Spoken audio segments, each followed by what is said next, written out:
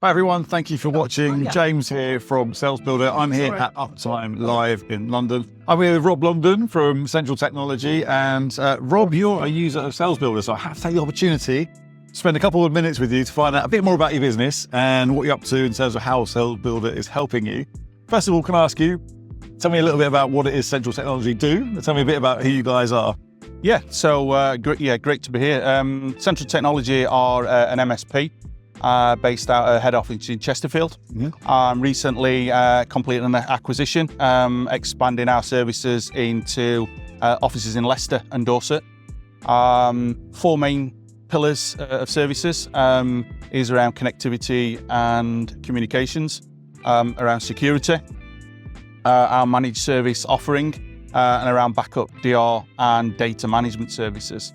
The business is really driven around IT services and our managed service offering, ensuring that it's not just, a phone call coming in and a resolving basic. Or totally reactive, basically. Absolutely, yeah. Our services are proactive. The vision of the business is to engage strategically with our business and customers, ensuring that it's not all around hard sell, technology sell. We pride ourselves on understanding the business, understanding the customer's needs, but also understanding the business's risks that they're undertaking. Sounds like you've got an awful lot on this, particularly if you've got multiple branches. So how many of you are there in total then across the branches? So in total there's around about 125 staff now. Okay. So probably brings with it a whole load of growing challenges. So tell me, what is it around the sort of the sales process that you needed help with, and what made you first find Salesbuildr and bring it into the business? Yeah, so previously the sales enablement tool was really cumbersome. It gave us a lot of challenges around the inflexibility of designing what our quotes wanted to look like. So do you had a particular brand look and feel? Is that right? Yes, absolutely, yeah. So as part of our strategic engagement internally within the business, 18 months ago, we went through a full brand awareness and a brand change. We started to engage with the current vendors, and it was, it's this amount to change the quote layout, it's this amount to change this. Okay. And it started then to question, okay, so if we're going to start to, financially impact, then we then start to look at the capabilities of the tool set, which then led us clearly to Salesbuildr. It really ticked the boxes that we was looking for. The integration into our PSA, was seamless. Being able to deal with the business owner, invest time in understanding you as a business, and then really maximising the capabilities of Salesbuildr, really enhanced our sales delivery arm, and really encompassed the sales cycle, ensuring that, we're delivering, professional looking quotes. Yes. We're able to interface direct into vendors to pull live pricing. So it really maximised and streamlined the effectiveness that we could deliver to our customer base. And it really has made a difference across the team.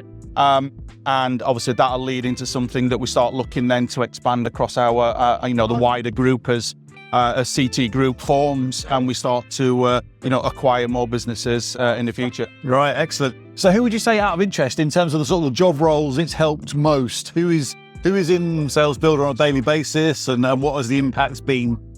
Yeah, so the account management team and the new business are in Salesbuildr on a daily basis. Really interfacing into the PSA, ensuring that we've got seamless opportunity management. It's clear around understanding a better level of forecasting. Any business owner will always tell you that forecasting, needs to be better, needs to be more accurate. I'm no different. It's the most neglected area. Absolutely, yeah. So I'm no different.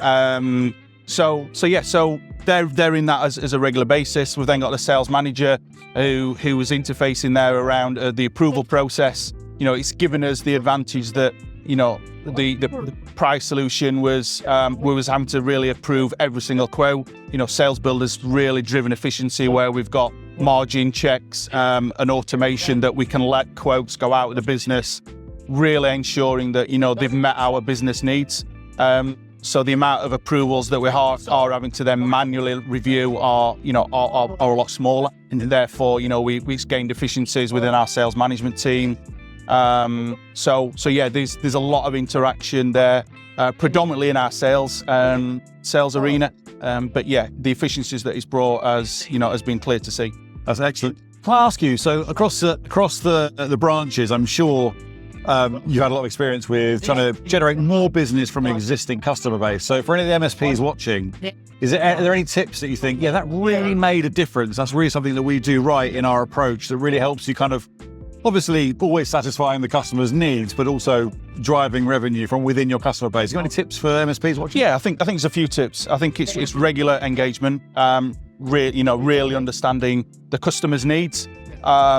Rather than hard selling and looking at, we need to increase sales in this product set.